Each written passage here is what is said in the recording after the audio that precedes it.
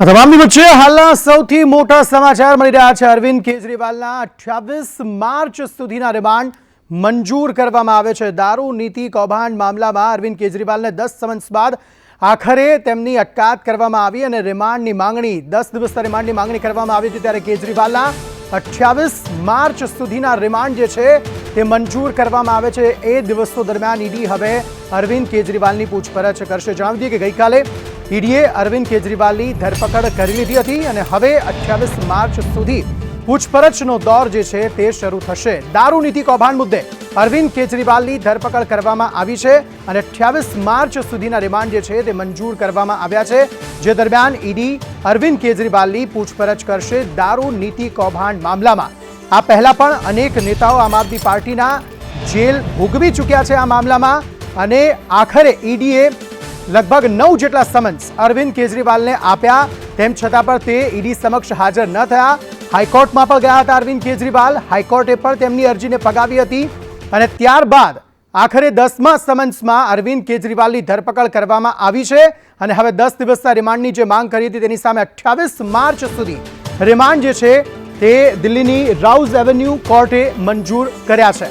તેવામાં હવે વધુ પૂછપરછ જે છે તે અરવિંદ કેજરીવાલની કરવામાં આવશે। વધુ માહિતી આપી રહ્યા છે સંવાદદાતા અરવિંદ, माफ करशो, अजय यादव। अजय, बताइए क्या ज्यादा जानकारी।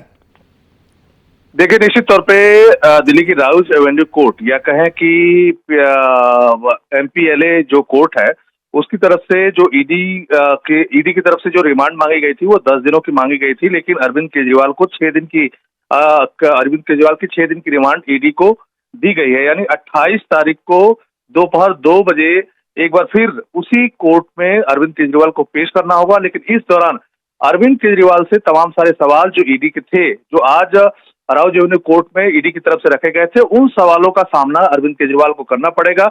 और अगर ईडी को जरूरत लगी तो जो इसमें पहले से गिरफ्तार लोग हैं या एक्यूज हैं उनसे भी कन्फ्रंटेशन कराने की कोशिश ईडी की तरफ से की जाएगी, क्योंकि ये जो रिमांड दी गई है इसमें सीधे तौर पे राउज एवेन्यू कोर्ट की तरफ से कहा गया है कि आपने जो अपने आरोप लगाए हैं उसके रिकॉर्डिंग आप ज्यादा से ज्यादा ज्यादा से ज्यादा जो क्वेश्चन है उसको फुलफिल करने की कोशिश कीजिए।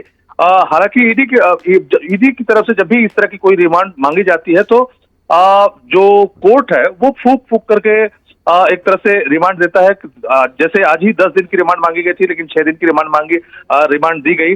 इसी तरह से अगली बार भी जब ईडी आएगी तो तमाम सारे और सवालों को लेकर के आएगी और तब भी इसी तरह की रिमांड मांगी जाएगी, तो ज्यादा संभावना है कि उस समय भी 4-5 दिन या जो भी कोर्ट को महसूस होता है वो एक तरह से रिमांड दे सकती है। तो कह सकते हैं कि अरविंद केजरीवाल को जो थोड़ी राहत की उम्मीद थी, जो तमाम सारी दलीलें दी गई थी और ये बताने की कोशिश की गई कि अरविंद केजरीवाल इसमें सीधे तौर पे इन्वॉल्व नहीं है, कहीं भी कोई भी उनका लिंक साबित नहीं होता है, वो ऐसे चीफ मिनिस्टर हैं जो सिग्नेटरी नहीं है, यानी सिग्नेचर किसी जगह नहीं करते हैं।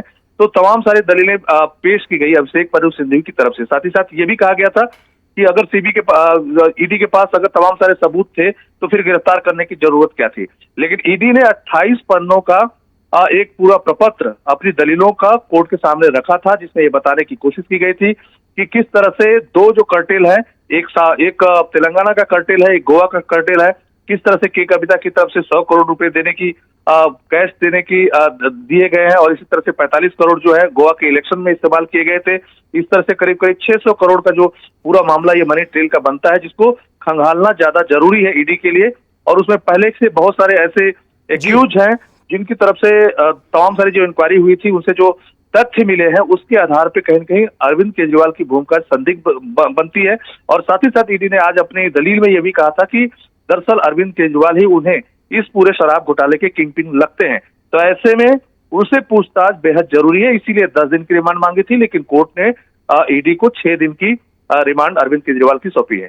जी शुक्रिया सारी जानकारी देने के लिए।